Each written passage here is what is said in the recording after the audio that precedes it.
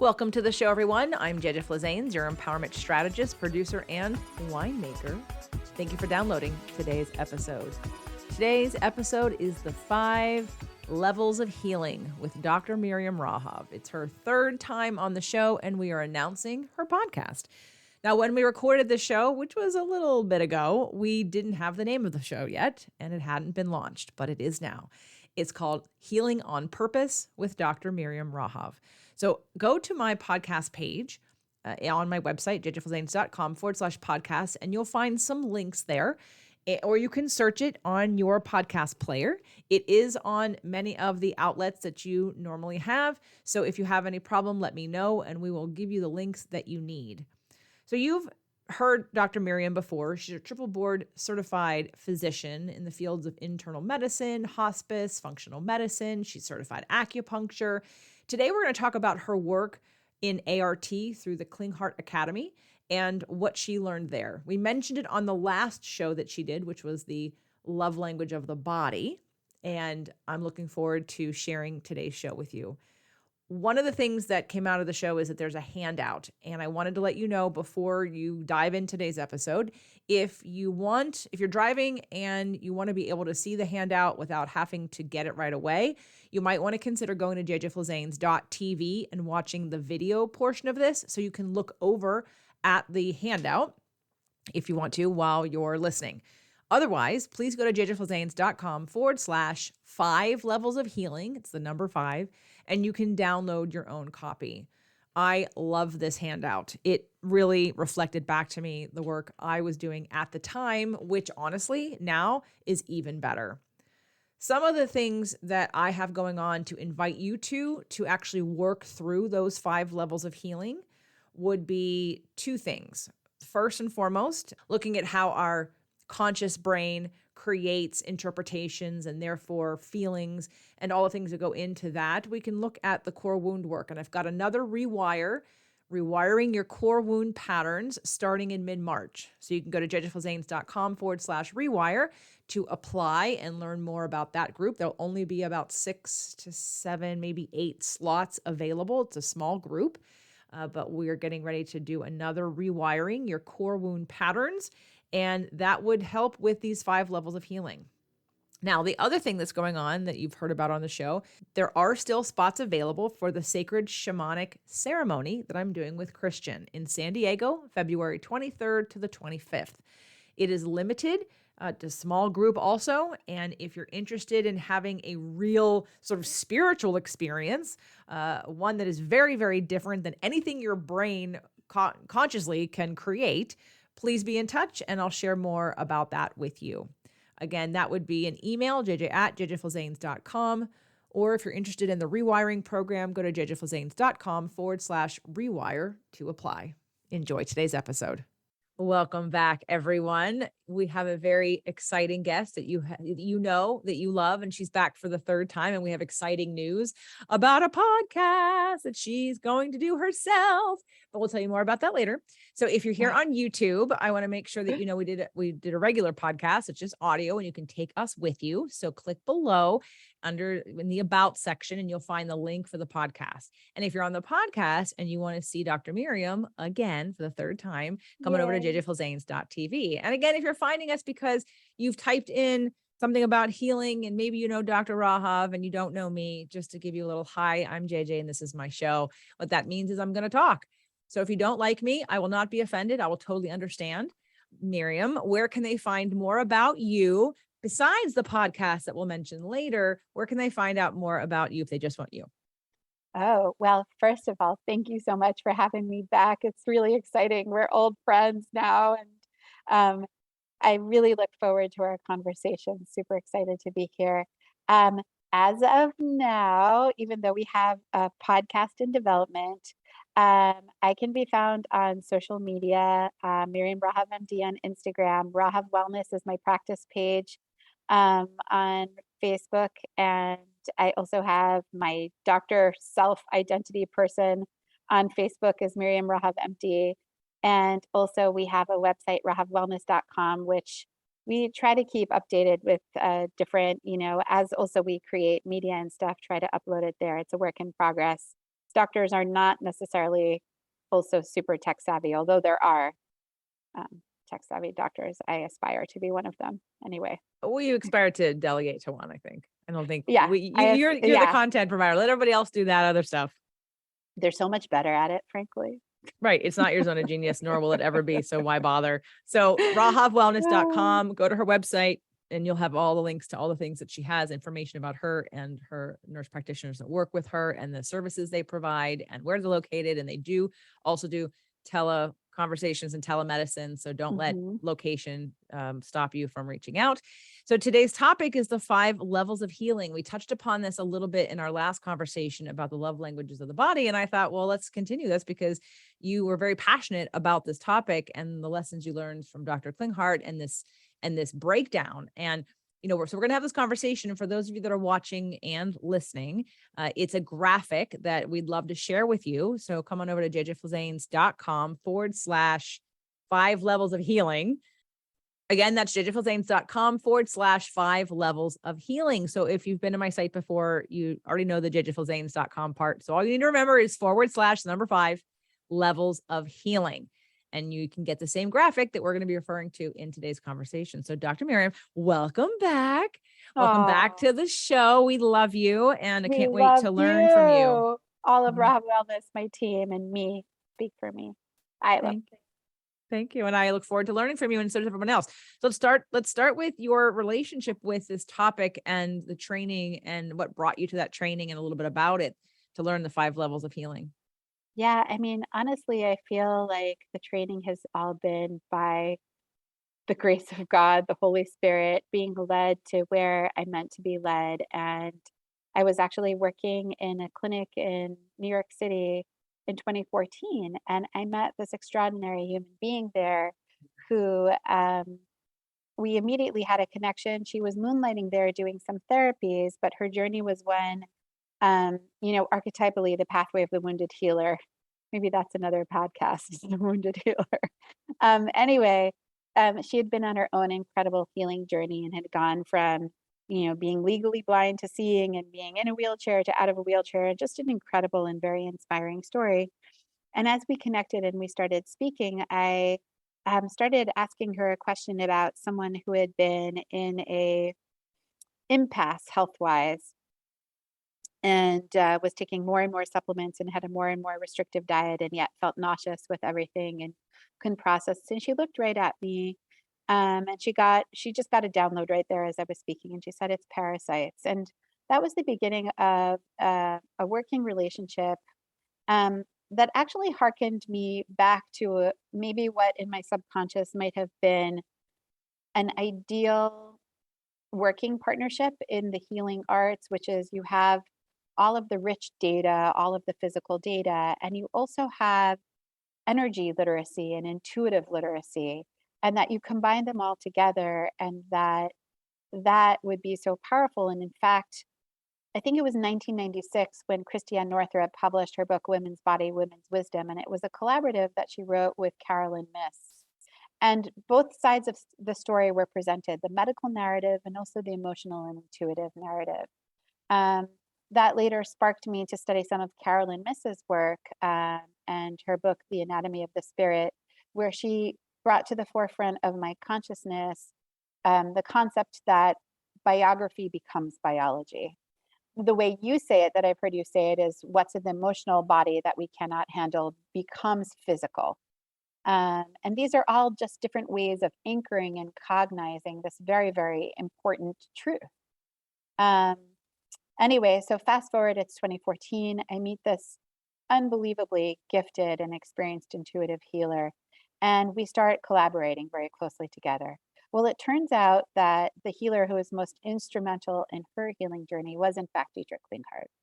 And that's how I got introduced to his body of work through her. And she was using his muscle testing techniques that he calls autonomic response testing. That was a diagnostic and therapeutic technique he developed with a wonderful practitioner named Louisa Williams. In any event, I started referring everyone to her, and the kind of information that would be generated would both be physical and also emotional. Sometimes what would come up in addition to needing to take a detoxifying agent or an antiparasitic or an antiviral would be to wear more of a certain color or to have a certain mantra or prayer. And that these could all be part of a prescription was just so incredible and exciting to me. And it became so essential for me to give someone the opportunity to experience that I could almost not see someone without recommending them to also see her. And in fact, my center grew out of this deep desire that it had to create this health collaborative where all of this information could be brought to bear on an individual. And as the life of and destiny meander, when I finally opened Rahav Wellness and we began to collaborate together, her own partner, husband, had a devastating stroke and she was called to take care of him full time. And so what wound up happening is that, unwilling to roll back on our collective offerings, I took it upon myself to go ahead and get the training. And I've been walking this path for many years, studying the work of Dietrich Klinghardt, first indirectly through my dear colleague, and then through other folks trained by him and practicing. He was based on the West Coast largely. He still has Sophia Institute of Health in outside of Seattle. He's largely in England right now, actually. And on the East Coast, he has a wonderful teacher colleague who's based in Pennsylvania, and I go down there until eventually I was able to do immersion training with Dr. Klinghardt himself, and I guess hit this critical mass of just experience and contact where I finally felt, because I was so in awe of my colleagues, I said, I don't know, can I allow myself to do something that just seems so, but yeah, I've been doing it steadily with everyone, with most everyone. For some people, it's a little wild. I'll say it's a little out there. I ask people if they're willing to put up with my, the word in Yiddish for, being a little nuts. I say it's my mishigas, if you'll indulge me, I might gather some information that winds up being valuable. So to you and our plan of care together. So it's been a journey of using it and finding a way, especially in New York City, to do things that are a little more out there, when it's not necessarily what you expect from someone who has the two letters MD after their name. Well, okay, and that's what you say. And I'm looking at this graphic, and this is obviously, as you know, this is my jam. And everybody who listens to this show, I can promise you, if they're still listening, if they're not new, if they know me and they trust me, this is their jam. I mean, I'm looking at the 5 levels, and literally people can see behind me, the mind's, mind, body, spirit, mind, body, soul. It's this plus, there's 3 there, but this ends up being 5. And I love that the pyramid aspect of it. I'd love to dive into this and also know how you use it in your practice. Like, what are you talking about when you say, can I, bear with me as I do this with you? Like, what does that mean for somebody? Because I don't even ask permission. I just say, we're going to do this. Like, it's not, and I know, and that's because you have certain, people expectations or whatnot, and even protocols and from your training. And I kind of have created my own methods, if you will, and just do whatever the heck I want. And I don't have to, I don't have a body that's telling me what or not to do, or if there's anything out of, whatever. But I'm looking at this and I'm excited to dive into it. Yeah, so let's dive in. I would say for some folks who are just listening, I'll do a little bit of a description because you also have a graphic in front of you so you can see. But for the purposes of the listener only without the visual, what we're talking about here is this incredible guide that Dr. Klinghardt created to really explain, I don't know, the sum total of the healing arts in some ways and the healing sciences, and to try and understand where these things fit in. So he has both a kind of chart with the 5 levels, and he also has a pyramid. The base of the pyramid, is the first level, that's the physical body. And that really is everything that we study in medicine, in the medicine I'm trained in as a medical doctor, as an internist. What we can sense, what we can experience at that level of touching and smelling, um, our action, our movement, our biochemistry, our mechanics. And as far as um, therapies on this level, those are all things that affect our physical, physical therapy or actual, um, plants, vitamins, minerals, things that actually shift our biochemistry. Um, I'm actually, as I speak to this, I'm going to see if I can toggle us so I can, because there's different things on the graphic here. Let's see. I can put it up on my side. For the sake of, I love when we can set up. So we've said there's 5 levels. Do you think we could just list the levels first? So Yeah, everybody can kind of hear it and get a framework, and then we'll describe each level. perfect. So first level, physical, we already mentioned. The second level is energy. And on the energy level, let's see, can you also maybe expand to magnify Yep. the graphic? Yep. Hold on. I'm getting there. Let me, since I wasn't prepared, let me do that again. Let me share this. No worries. And then figure out how to make it bigger. I think there's I see like a little magnifying glass with a little plus sign in it that you might just click on, perhaps. Not sure. Yeah. In any event, I keep on talking about Here we go. that energy level. I think I probably kind of saw it. Do you see it now? Well, it's very small. I'm Oh, wearing my glasses. I'm doing my best, but there's no way. I've made it huge. So on my screen, and I'm doing Oh. a share screen right now. So Mm. if that's not working, We can revert because I think I saw it better before. Yeah. Anyway, so the energy body, that is, we have more speaking to things like chi and breath therapy and things that affect energy. The nervous system is very energetic, chakras, meridians. Um, and that is more in the realm of physics. We have and we can dive into each one a little more deeply soon. We have the third level of healing, which is the mental body. And really here, I think this is really your jammy jam with the thoughts and the beliefs and the attitudes and our mental field, our conscious and our subconscious, um, the will. I mean, there's a lot to say there. That's really, I think, and for you and your audience, this is a huge level or even portal. I'll talk about that in a minute. The intuitive body, our intuition, uh, a trance state, dreams, magic, if out of body, spirits, possessions, all kinds of things that are largely considered out there and fantastical, but are also very real.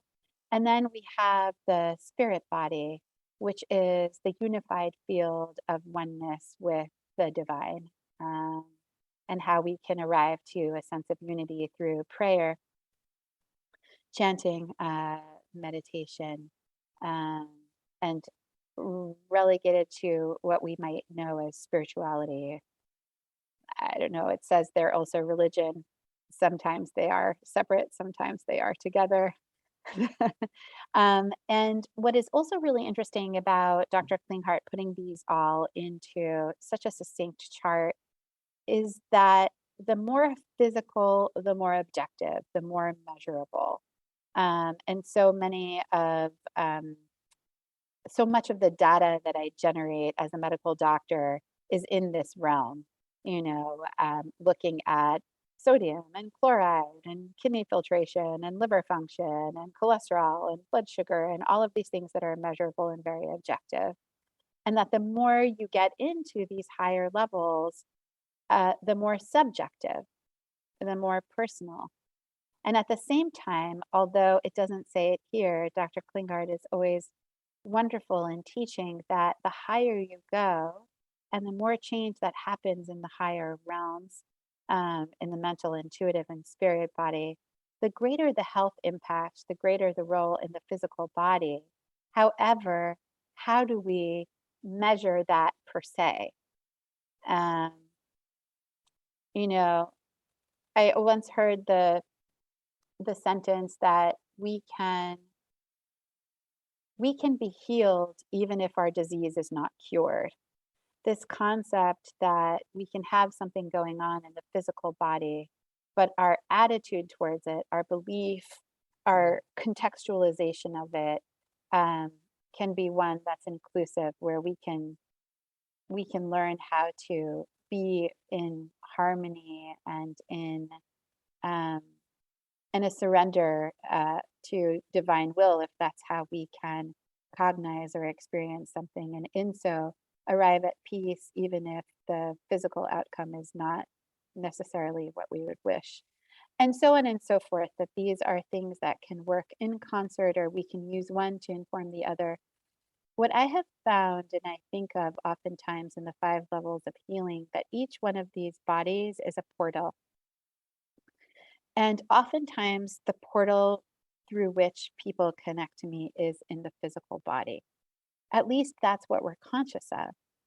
However, the the feelings, the feelings that someone might have, hopefully coming into my practice and into a consultation where I have prepared myself and I have read on their story, and I'm holding space for someone. I'm holding space in my own consciousness for the reality of someone having a problem, perhaps one that they've asked for help in addressing, and that help has not been to the degree that they were hoping for, such that they're walking through a new door and asking the question, "What can you help me?" And what a vulnerable place that is. So I'm somewhere in the energy body, holding my consciousness around that vulnerability and speaking to it as someone comes in my attitude, in my physical demeanor, but also hopefully having the time and the space to acknowledge, wow, it's really hard to walk through a new door and you don't feel well, and yet you still have the courage to walk through a door despite not feeling well, despite having been disappointed, perhaps having walked through another door, and you're still walking through this one. What resiliency and what courage that takes. I'm so, so honored to meet you. That is, of course, not a, a prescription or a script. It's just something I experience in my heart. The being humbled by people's courage and by people's persistence and insistence to strive for better, which is our evolutionary path, and being able to hold that space and that consciousness. And so people may then launch into the story of their physical being, but there's a framework around that that's energetic.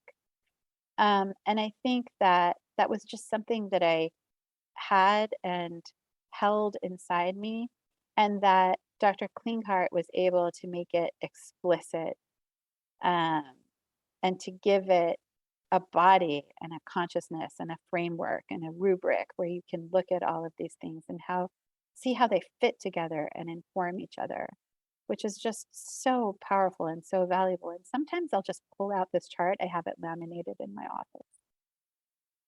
And people will say, wow, this just sums it up, doesn't it? Well, I think that's amazing. And what I love about, well, you, first of all, as a physician, you bringing this out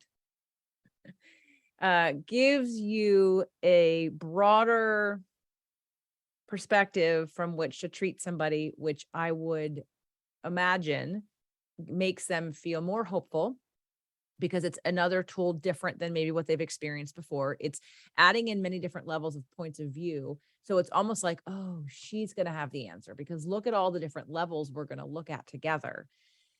I have not put a chart together, but I have something similar to this that literally, and it's how I speak about it. But see, because I'm not a doctor, I get the, I'll talk about emotions and energy. And you're like, like I have a physical thing. I have a back pain. I have a MRI. I have an X-ray. I have a tumor. And what I just found really interesting, I don't think I've shared this with you.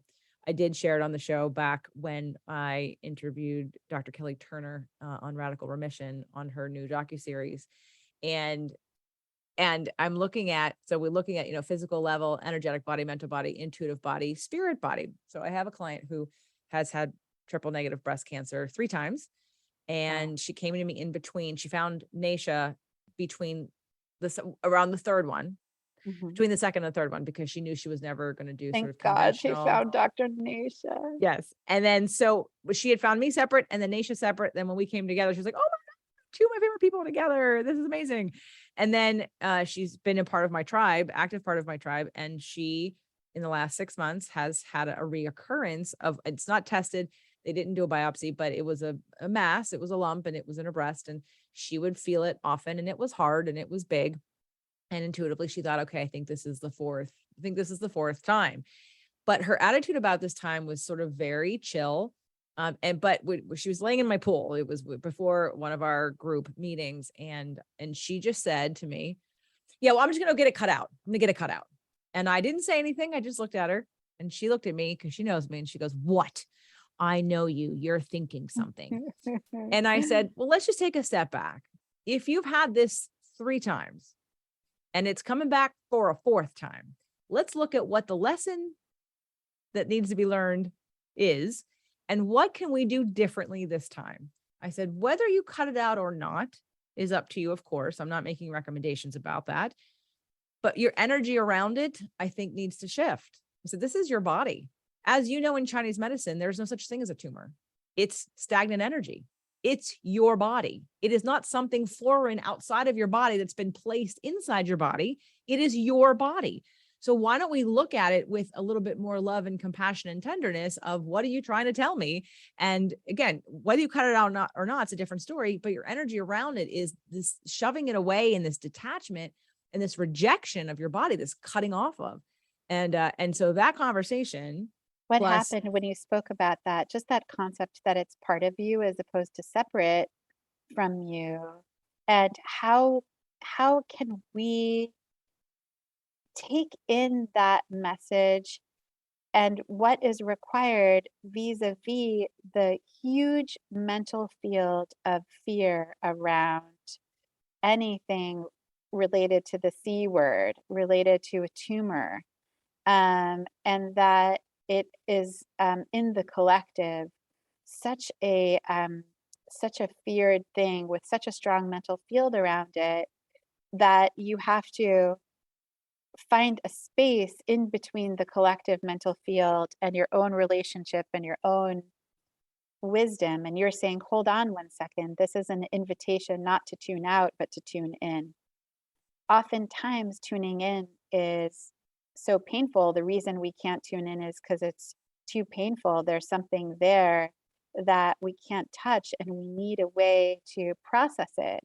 We need a way to not necessarily, by the way, put words to it. I think that's the other thing, that so many things when we talk about these different bodies are experienced, and we might not be able to accurately language things. And I think that's also really tricky, because what you're relating to her is an experience, is a confidence, is an attunement to your own body, and an attunement to truth with a capital T about how energy works and how we manifest, in our physical body, what we have not been able to handle somewhere else. But this. But this is how do we come into that knowing? I think for her, and the how the story continues and why I brought this up is because there wasn't any other interventions. She had been seeing an acupuncturist. I think she does once a month, maybe it's once every 2 weeks. But that acupuncturist was also feeling the lump also. And, she was treating her whole body as Chinese medicine practitioners, of course, do. But then I think a couple of weeks had passed, and she's part of a group where I see them all the time, and we're on a device and on a Marco Polo group. And, and on one-on-ones, she would tell me, every time she saw me, she would say, I've really been thinking about what you said.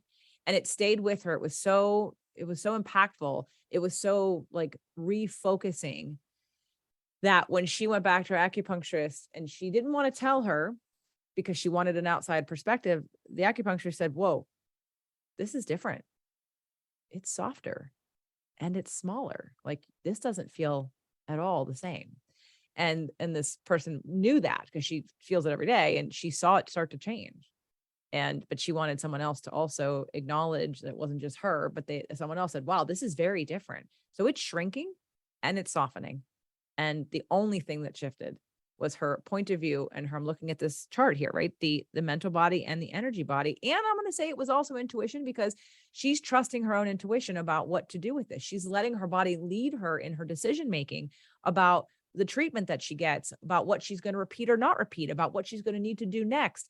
And it's a very different, but more empowering place that she's in of not allowing this. I mean, when she told the whole group that she may have a fourth round, calm as cucumber. And they were all like, oh my God, like that was amazing. Like, like you're doing really, like, because she's like, she's like, and she was very easy about it. And again, there was a deeper trust in her own intuition and a deeper trust in listening to her body. And especially now with it starting to shift and change, it's added a fire and momentum into this. Whoa, if, some acupuncture and a mindset shift changes how my body is reacting, and now it's softening and it's shrinking, and who knows, maybe it'll go away. You know what I mean? It's very inspiring. But I'm looking at this list. That's why I'm bringing it up, because I was going to ask you about the pyramid aspect of this, because some people in quantum physics, the pyramid would go the other way.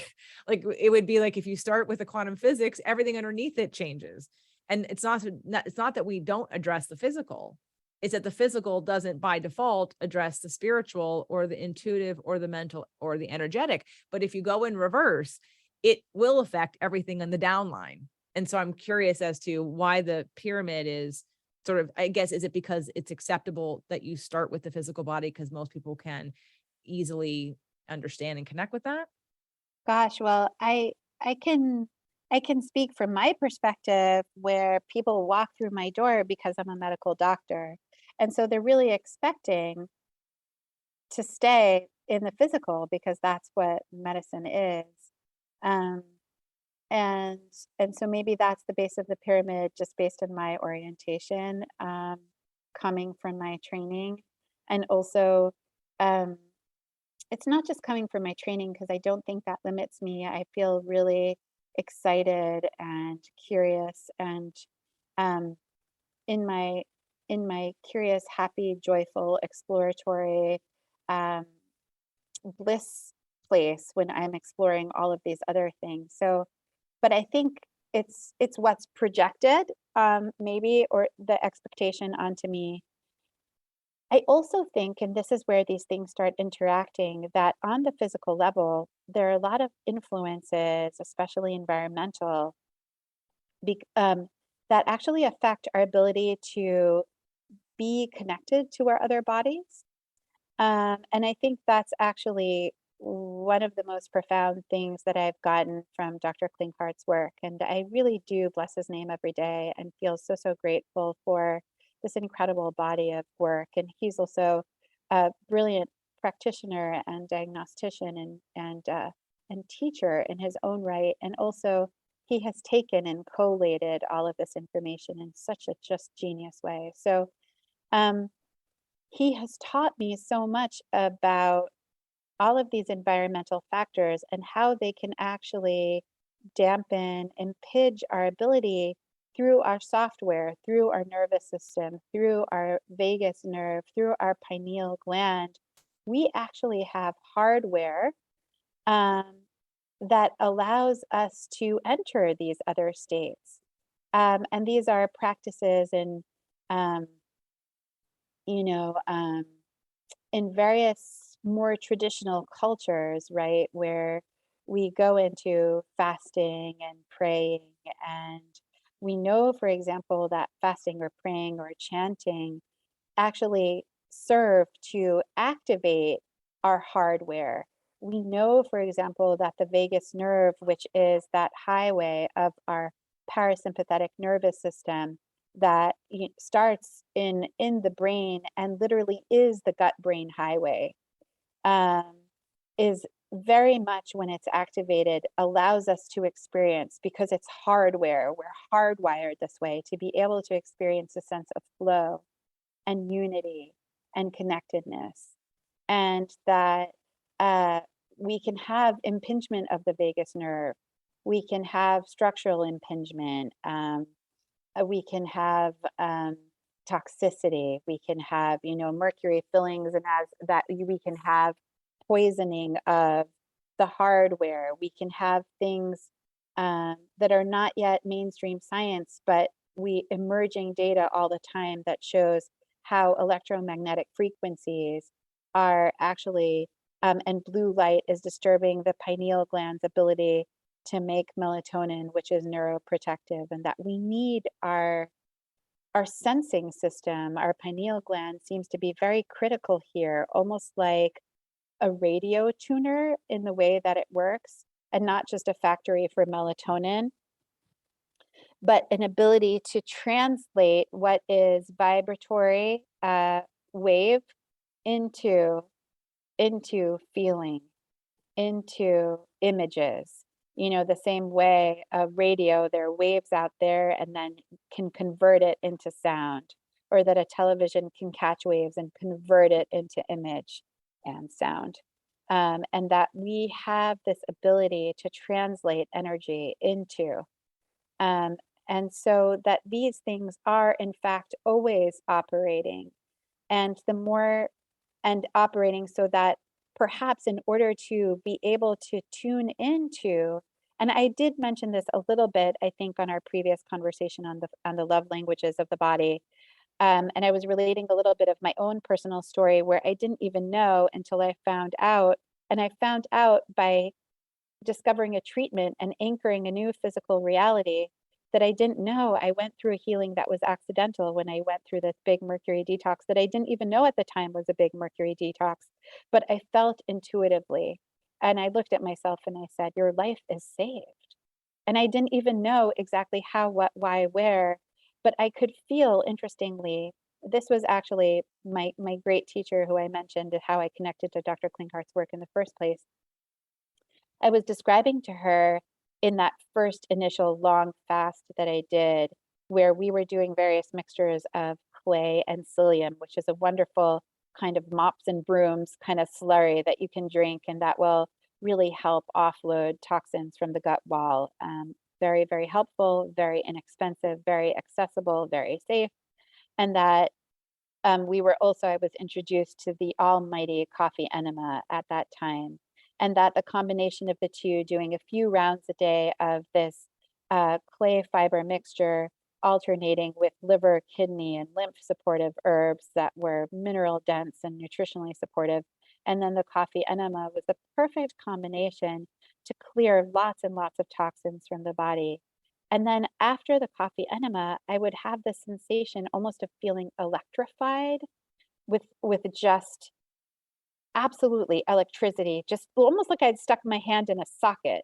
My hair was standing on end.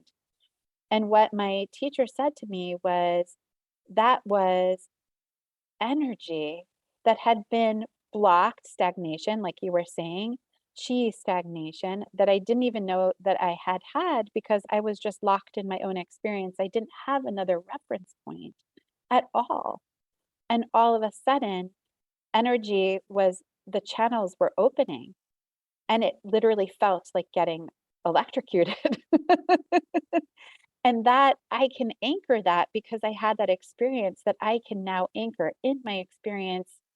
I can feel it. I don't need someone outside to say it is or isn't true, because it's my direct experience of being an electrical being. But I wouldn't have had that had I not had, one, the channels blocked, and then two, the channels opened. Right? So my portal into anchoring the energy body as an experience was through offloading the physical body. Right. Right. Yeah. I mean, I think I have someone I'm working with right now, and one of the things, she's into and loves doing all the emotional work and has been doing the emotional work for a while, but there's some, what appears to be chemical imbalances or past history of certain diagnosis. And after looking at how some of this stuff up here in the mental and emotion and energetic body are not necessarily creating the shifts, my next question was, what's the brain chemistry like? What's the gut doing? And I would want to dive into, if given the opportunity, to have her do a Senesco test and look at the neurotransmitters and to do the GI map test and see what's going on with her gut. Because we have to go back to, is the container able to handle, able to process, able to experience? And I don't know that traditional therapies she's doing ever looks at any of that. It sounds like medication's really their only way. And I don't think pharmaceuticals are a lifelong thing. I don't think they're the answer or solution. I think they're a temporary bridge, but I foresee it being a problem in the future when we try to repress someone's expansion and not look at where the holes are, where the gaps are, where the disconnections are. So I found myself doing that literally this week and last week, going back to, and I think that's why when Nasha interviewed me for you guys, I was having upper limit in the moment. I was nervous, and I thought I had imposter syndrome. I'm like, who am I? Who am I to be having this? Who am I to be talking to these doctors about emotional processing? And then as we started talking, and I realized sort of this path that I've been doing, which is starting with the physical and then moving to the energetic and then moving to the mental and then moving to the intuitive and then moving to the spirits. Why I have spirit, purpose, energy. Like that's literally the path that I've been following to take a person and find what's the problem and what is it that you're looking to do and how can I help you? And when the tools I have can't help the thing, well, I'm going to go get more tools. And without even realizing these were levels, to me, it was a level. It was like, okay, well, there's the physical training and the eating and the diet and the sleeping and the hormones. And okay, but if that doesn't answer the question, what's the next level? And then what's the next? And to me, it was almost like deeper. How do we go deeper? How do we go deeper? But in this way, it's more of how do we up level what this really is about, which isn't about, I mean, for some people who are generally healthy, obviously it's different when we're dealing with more chronic disease and illnesses where the physical body is really imbalanced and there's pain and there's suffering happening that we want to alleviate. But for the general population that just wants to feel better or look better in their bathing suit or look better naked, right? I was looking at how do I help with the tools that I have. And I love that, again, like I'm saying, this resonates, of course, very strongly with me because I feel like I've been doing this without knowing this existed and not knowing anyone has put it into a graphic. But not as this is so thorough, guys. You're really going to want to get this. You're going to come to the website and get this because it literally lists like the diagnostic method and the medical treatments and healing techniques of each level. And what I want to know, Dr. Rahav, is when someone comes in and they come into this physical body, I know because of your energy, because of your heart, because of your intention and your passion, I know they don't stay there. That's why we've talked about spirituality and medicine and the love language of the body. So I want to know when and how do you massage them up, or do you invite them to consider, or do you make recommendations? Is it really a case by case if someone comes in with physical, but they feel open and then you can go right away into everything? Or is there sort of a path that you take with people to gently massage them into considering other things that could help their situation? Yeah, I mean, thank you so much for this. I just want to say when you said spoke to you guys that I'm one of a cohort, and there are more cohorts of practitioners getting trained in metabolic approaches to cancer, and that's an excellent operating system consciousness, and also speaks to all of these different terrain factors, and that the different terrain factors in Dr. Nasha Winters' metabolic approach to cancer is also a kind of levels. And so that we are all, I think, when we're doing this work deeply and with our whole mind, body, and spirit, and with intentionality and with love, we are all arriving at this idea that we're showing up, and the more that we're conscious and the more that we're in tune with the true complexity, mind, body, spirit of a being, that we want to feel them, see them, and that we have ourselves walked this pathway of our own discovery. I started, sharing with you my own pathway. And the more that I discover in myself, the more consciousness I can hold, the more I might dare believe, thinking of beliefs, that I can be of service and support to someone else. And of course, I set that intention, which is very, very important. And as far as the you, I always think it's the we. My experience has been it's the we, that it's this co-creation, that there's the making of safety, and that I am it's true, like what you say. I am naturally very heart-based, and I really feel from my heart. I can definitely toggle into my brain, and of course, I have tons and tons of data and academic training, and that's strong. But I think the place that we heal from is the place where we feel held in the heart space, where you feel the care, um, and that the most powerful chakra in our body is the heart chakra. Um, and when we go into a state of flow, it's when we get out of our head space actually and into our heart space. And um, when someone feels heard, when someone feels cared for, then it becomes safe to tell the truth, whatever that truth is, whatever emerges. Right before we got on this call together, I had written a message to someone I've been working with for a number of years. Tons and tons and tons of health trauma in their background. Cancer survivor, multiple complications from chemotherapy, some connection between the bladder and the intestines such that there was bacteria seeding into the bladder, and a kidney infection, kidney infection, kidney infection, kidney infection, antibiotics, antibiotics, antibiotics, antibiotics, multi-drug resistant bugs leading to uh, difficulty in treating another kidney infection, and then all of those IV antibiotics leading to just destruction of the gut. 3 years of nonstop diarrhea at the point when we first met. Electrolyte abnormalities, liver function abnormalities, inability to take more than a few steps, certainly could not walk unsupported, just hanging on by a thread. And so the first thing we needed to do was physical. She's come so far by leaps and bounds, doing so well on the physical. And yet there's a physical crisis, a physical crisis, a physical crisis, a physical crisis. Maybe 3 years into the work and her own divine timing, with me just caring about her, listening to her, loving her, and being present, where she could tell me, in fact, there was something very traumatic recurring in her childhood. And yet, bringing that up is just so, so, so painful. Just in the past 2 days, another physical crisis. And because I've done so much work in the physical healing realm, I finally got to the place where I felt I could say to her, yes, it's physical. However, you're experiencing physical pain over and over and over again. And is it possible that any physical pain would be preferable to touching on somehow that psychic pain that might emerge if you weren't in physical pain? And how can we find a way to help you process that in a way that doesn't destroy you so that you no longer need to experience the physical pain? It was a question. I don't know the answer. There are answers emerging in various therapies. They're all portals. Do we connect to breath work? Do we connect to meditation? Do we connect to meditations of loving kindness? Do we connect to the message of Jesus Christ, who says, forgive us all our trespasses as we forgive all those who trespass us? Can we feel, though? Not just the words, but can we inhabit the feeling?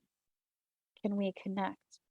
Or do I still need to do work on the physical plane so that the hardware is liberated enough that you can tap into the truth of your divine architecture? And this goes back to what we were speaking about in love language of the body, that we're designed for this. We're designed as children of God to be able to tap into that, into the God space, which is the ultimate truth with a capital T of all of us. I ask the question, who's the designer? And the answer, as far as all the twists and turns of our personal narrative and how can we transcend that, that personal narrative to hold space for these things that are deeply, deeply personal and also so incredibly universal. I think my own healing journey has been through serving others and realizing how how much we are all united on that journey, on that search, on that evolutionary, on that questing path. And that when someone walks through the door, I recognize myself. I recognize my own questing. And I'm also brave and I'm also resilient. And I also choose to evolve. And I also choose to ask the questions, even when the answers aren't forthcoming. And that I can be there in that embrace and help walk another human down that path that I've been walking, maybe a few steps ahead, hopefully, just so I can hold that space and say, it's okay, we can do this. Um, is ultimately our journey as beings, right? And it's what gets me up in the morning. I know it's what gets you up in the morning. It's what makes our life worth living. And I think the other thing here is that there's not exactly an end point. I see infinity in front of me. Um, and anywhere on that path that someone is choosing to grow is somewhere I want to be. And that's what we're really meant to do on our ascendant pathway, our evolutionary pathway.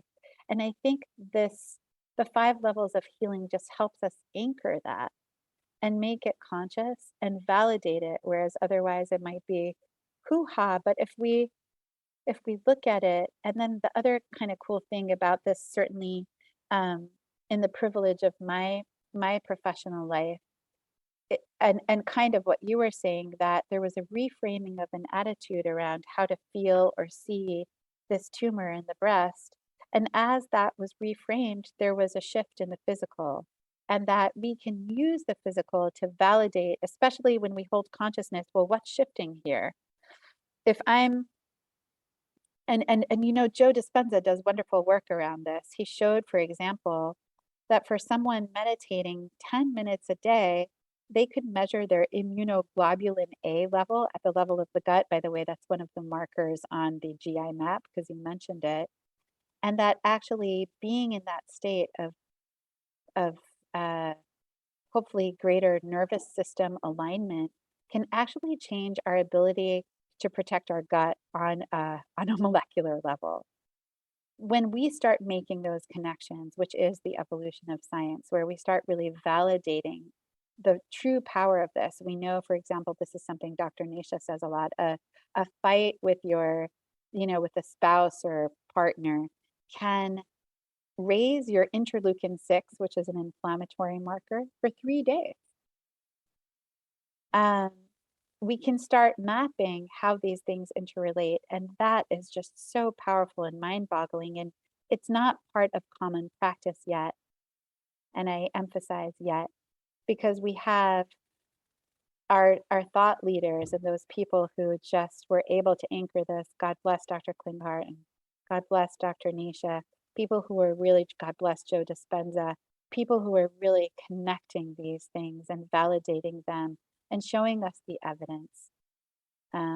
It's just so incredibly powerful and exciting. I'm so excited because I just admire Dr. Klinghardt so much. I can't believe I got to talk about this work with you. Well, it lit you up so much. And I'm so glad you shared it with us and with me, because again, like I said to Dr. Kelly Turner, thank you for your book. Please don't hear this incorrectly, but I could have written this book 20 years ago. I already know all this. This is what my intuition has told me from the beginning, but I was never going to do data research, gathering of information, never in a million years. That is not my zone of genius or what I do, but the world needs what you do. I need what you do to a certain level to keep validating, but I kind of don't, because I'm not talking to those people anyway. I'm talking to people who get it and resonate with me, and that they don't need the proof, because they trust their intuition enough to know this is the truth, and to see something like this where the only thing, like there's the 5 levels of healing, but only one of them are physical. We go to energy next, and then mental third, and then intuition fourth, and then spirit fifth.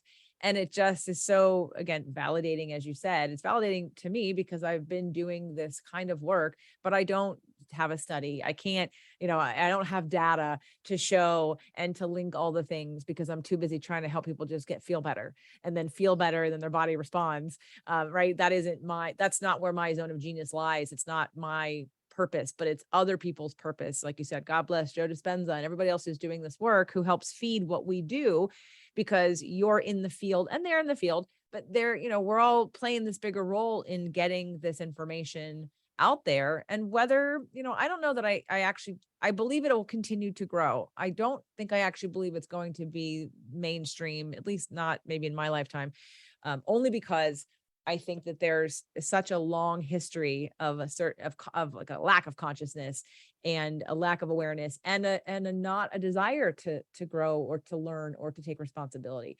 And I'm okay with that. And I can accept that. I want to appeal to the people. I want to draw in the people. I wanted you to have a podcast so that you could reach the people who are literally looking for you. They are searching all over and they can't find you, but they need you and they know you're there. They just haven't found you yet. And for me, Well, that is your genius. That is exactly your gift. And you carry your own unique and precious divine spark that you are gifting to the world through your work. And you are such a fiery presence, in that sense of the fire of transformation and transforming by putting the information out there with your own. There's such a charge to you, a positive charge to the energy that you put out there, and a passion that people can really connect to. And it's amazing. It's amazing to have these conversations with you and hear you speak and connect to your message and your soul mission statement. Of course, it's very aligned with mine, and it's very exciting to share this work and this consciousness with you. And we each kind of bring our own unique spark to this, where you say, like, when I speak, there's a vibration to it, there's an energy to it, and when you speak too, I feel that so deeply. Yeah. You're the hug, I'm the slap, and I don't in a loving way, right? Right. Like my friend said that she wanted to collaborate with me on something. She's like, because I'm like the nice, like, I'll give you a hug, I'll affirm you, I'll be your cheerleader. You're the one pushing them out the door to go, like, take the action they're unwilling to take, and the combo is necessary. I know I'm not for everyone because of that fire. Not everyone can handle that fire because their mother was too fiery or they're whatever. They're, they want to do it on their own time, and that's fine. I'm not trying to change who I am. I want to be who I am, and those who are in alignment will follow suit, and the complementary energies will come in.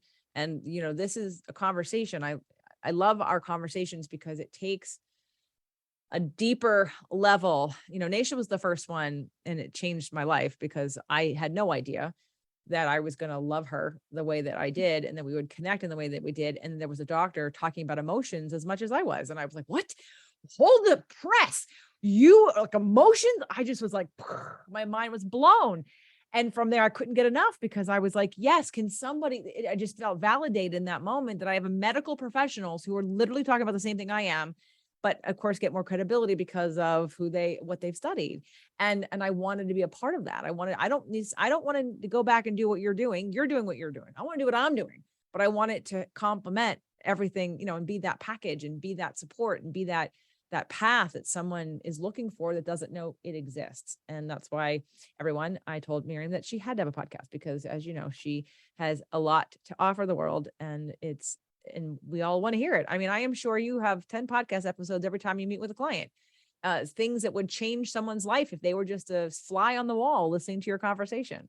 And it was time to. I think the client thing is really because it's that act of co-creation, and it's the learning through the story.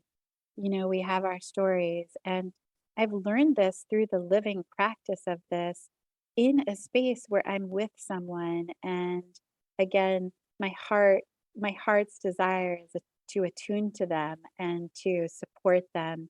And that is what carries me into, it's the middle of the night, and I'm thinking about this dear, dear heart that I've been working with and all of her suffering, and that she wrote me back yet with another health crisis and another health crisis. And it took maybe a critical mass and also a certain amount of time where I felt like her, she has been so afraid and she has been so wounded. It wasn't that I didn't feel that before, but almost if I said this is emotional, it would discount in some way that I didn't want to discount the physical reality. And it was only when we had done the work over years of transmuting the physical reality successfully enough times that I gave myself permission to touch upon that idea so gently. Um, because fear is powerful, and so many of us are um, living with, and we might not be conscious of them because these might be thoughts or beliefs. Um, and those thoughts and beliefs become so powerful, um, especially when they're not conscious, they drive a certain reality, and we don't know that we're creating it around us. And therefore, the gift of the physical, and this is going back to the love language of the body, can you imagine that a tumor recurring and recurring and recurring and recurring could actually also be interpreted as the love language of the body? I know you can, but that is such a radical idea. Not that I have to love it, but that the wound is there because it serves a purpose, because it's calling you to consciousness. I'll tell you one quick anecdote here vis-a-vis pain. When I was in medical school, I studied medicine in the south of Israel, in a hospital, Soroka, in a town called Beersheba. And Beersheba is kind of the gateway to the desert. And then there's a vast desert. And then this is another geography lesson. And then the next hospital is all the way at the tippy tip of the bottom of Israel in a town called Eilat, right before the border with Egypt, the Sinai Peninsula. And so this hospital where I trained has this huge catchment area of the whole desert, including a lot of Bedouin tribes. And Bedouin are traditionally nomads who are sheep herders, goat herders who live in the desert and are a very tribal people. And as such, tribes historically were more isolated and had a lot of intermarriage. And there's some very interesting genetic phenomena because of that that is unique to one Bedouin tribe or another, just because of years and the evolution of marrying within the tribe. There is one tribe that is known for something called, I have to look it up again, but a congenital, meaning inherited genetically, inability to experience physical pain. And it is the most extraordinary thing. I went to a pediatric orthopedic clinic where many of these children who had this congenital pain deficiency syndrome, because without the pain signaling, they had terrible, terrible wounds. They had terrible, terrible orthopedic abnormalities. They would stub a toe and never know, and the toe could go gangrenous and fall off. They could have giant cankers and blisters on the bottom of their feet because they couldn't feel pain. They would have these, deep and gaping wounds and all kinds of things. And I never until that moment could cognize so clearly the positive protective role that pain serves until you could see the devastation of a body without it. It was the most extraordinary thing that such a thing could exist, to teach us in such a concrete way on the physical what lack of pain might do. That's amazing. Isn't that And it's crazy? such a great point of view.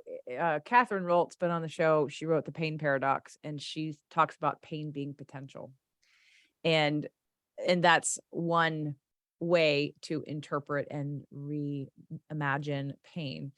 But the way you just said it is also huge, because I also have met people who, like on a physical side with working out, when I was trying to see, like, do you feel that? Do you sense this happening in the body? Like, a lot of how I handled personal training was to, again, try to connect their brain to their muscles so they could activate their muscles without gross movements. I wanted to really strengthen that neurological connection so that they knew where to pull from, and we decrease injuries, we decrease wear and tear on the joints. And when someone can't connect to a muscle and over again and can't feel soreness or can't feel pain, I started to learn. And of course, one person like literally was trained on how to disconnect from her body. But as you said, the danger of that is that then you don't know if you have something wrong in the signaling, it'll become worse. And that's a very interesting, I've never heard that about a tribe like that has that. And I can only imagine sort of what you witnessed. But I love that your pain, and when you were mentioning about the tumor, when I told you, I think one of my Bibles is called Messages from the Body. And it's that relationship that the body's always talking to you. And to get curious and be like, hey, what's going on? Oh, you have a little thing over here. What's that about? Right. And if we change that energetic relationship, instead of it's a problem, I have to numb it. It's a problem, I have to cut it out. It's a problem, I have to, get it, again, certain pharmaceuticals or things that numb us and that quiet it. That I don't take very many drugs whatsoever. And it's only a very rare, very extreme situation that I will have like an Aleve or a Tylenol, but generally I never take any of that. It's only homeopathic stuff.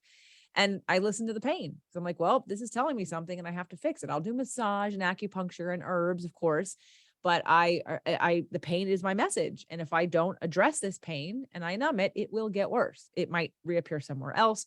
But to me, it is that energetic expression that the body is crying out for help or attention. And Are it's you our job. afraid of the pain, therefore, if you know its message? Am I afraid of the pain? Yes.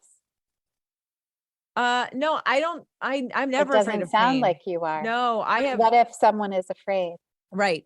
And, but which is why this message is perfect for them. Right. I am not afraid of pain, nor am I afraid of Well, death. when you understand it, Yes. when you Right, understand it, right. when And you have a context around it, that this is a language, right? And it's a love language. It's actually your body caring for you and saying, you might want to think about tending to me in another way. And you attuning to that and saying, okay, let's try this, let's try that. What do I need to do and modify in terms of my behaviors or my thoughts to accommodate this message and to transmute it into something that is self-loving? Um, what if that same message is associated with fear? Then I won't necessarily know how to interpret it. I mean, it's like our tuner. And what if we've been conditioned to be afraid? What if the dominant resonance in us is trauma? I just think that it's so bio-individual, you know. I want to speak to one more thing that you just brought up, because I was wondering if I was going to tell this story or not, if there was going to be a place for it. Oh, I love stories. Tell it. So by now, by the time we publish this, I have probably already started to enter in the realm of psychedelics and talking about it on the show. I won't bring Oh, it up wow. right now, but the reason why this particular story is going to come from a person who ended up not being the right match for me to be a leader or a guide or a messenger, because of just who we are as people, and it just wasn't a match. But one of the things that she asked me, because I believe from our conversation that she thought that some of the only ways to reach this spirit body was through this plant medicine, and how people would get real shifts. And maybe that's her experience, and I don't doubt that. But she had asked me in a kind of a little bit of a way, like, like, you can't be serious, is what I heard underneath it. Was like, well, do you think you can just do it with the brain or with words? And I said, yes, I see it every day.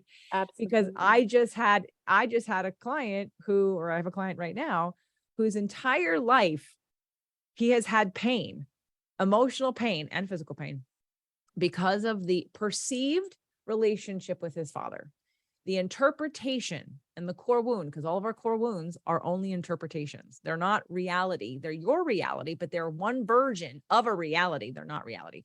But his interpretation was his father didn't love him. His father didn't want to have anything to do with him, because when he'd travel a lot and he'd work, and when he was home, he wasn't paying attention to him, or he wasn't attending to him, or he wasn't spending time with him. And I explained to him, and this was one conversation, and this has been going on years, and he just had a therapy session and was coming to this Marco Polo conversation, talking about the therapy session where he was working with a therapist on his anger about this situation. And I went, okay. I said, we're not going to cover this in this program that we're doing because it's too short, but imagine, I said, there's a framework called the 5 love languages. Right. And so just quickly, could it be possible that you and your father have different love languages? It feels to me, it seems to me, based on your description, that your father's love language was acts of service, that he was out there earning a living to provide for you. And that let's think about his upbringing. What was his father's relationship with him like? Did he know? I mean, we're going back, generations where the consciousness, emotion, touchy feely, quality time, men crying like this, we're going back into a time where they didn't have any tools or skills. This is not talked about as it is now. And I said, it sounds like your dad probably maybe he didn't have any skills. He didn't have any tools. So what did he do? He did the only thing he knew how to do, which was to provide. And so I just offered that as an option of a reinterpretation. And the next day, and it's been going on for 2-3 weeks now. He keeps telling me, can it really be that simple? Like, I think about my father now, and where I had pain, I now feel tears of love. I see how much he loves me in everything he did for me. We tuned him to a different frequency of an interpretation, which was love. And now there's literally at this point, it's only been a couple of weeks right now. Beautiful, JJ. No so anger beautiful. or pain to be found. It has been replaced with love and feeling loved. He feels more loved by his father now than he ever had his entire life. It's a non-issue. And all we did was we looked at it from another point of view and we reinterpret it, and it has disappeared and it has trickled into other aspects, and it has been lasting, and the momentum has been building. So when I look at this chart, so I tell that story because when I look at this chart and people think there's only perfect example of mental body. Yeah. Mental body is the third. Beliefs. Okay. Mm-hmm. Right. When we look at the beliefs shape the opinions and the interpretations, which creates the feelings. So the mental body like you called it a portal. They're all portals, and there is no one way, and there is nowhere. It's whatever way calls to you first, but ultimately we need all of them at some point, right? And to be fluid with that, and because for some people that change of the story wouldn't have had the same impact. For this person, it's freaking life changing. And it was one simple conversation. So I love this because it also validates why I'm studying this plant medicine now, is to add in where my beliefs are about it. How do I feel about it? What are my opinions? where do I think it's abused, or where do I think it has a purpose? Where do I think it's not necessary? Where do I think it's super necessary? I don't know. I'm learning, but I know, and I'm so thankful for this conversation, as I always am with you, of this, literally this chart, because when I was literally recently questioned, like, do you think you can just get there mentally? I was like, yeah, not to the same place, maybe not to the same amount of neural pathways and new pathways that are open, but yes, we can alter frequencies, which in turn changes the way we look at the world, the way we interpret things, which does create new neural pathways. So anyway, I was holding on to that, and I wasn't necessarily thinking it was appropriate, but I think it is in the power of, I want to exhaust people's ability to do it for themselves. I want you to not need anything but some tools. And that's always been my goal in my show, which is why I know you're going to be super successful in your show, is because all I have done for 8 years is to provide tools people can use, offered them help when they need it, containers and structures for more detailed support and guidance for the ones that want to take it to the next level. But I've had, and I still get people that write to me that say, my whole life has changed since I found your show, and I've never met them. They've never paid me. They've bought nothing, because the show acts as a way to educate and to inspire and to give them real world tools to use right now in their life, to feel better, to interpret differently, and to take all the things we're doing and we're talking about and make and integrate them into their lives so their lives can be different. So I know you're going to be your love language. That's my love language. Yes, it is.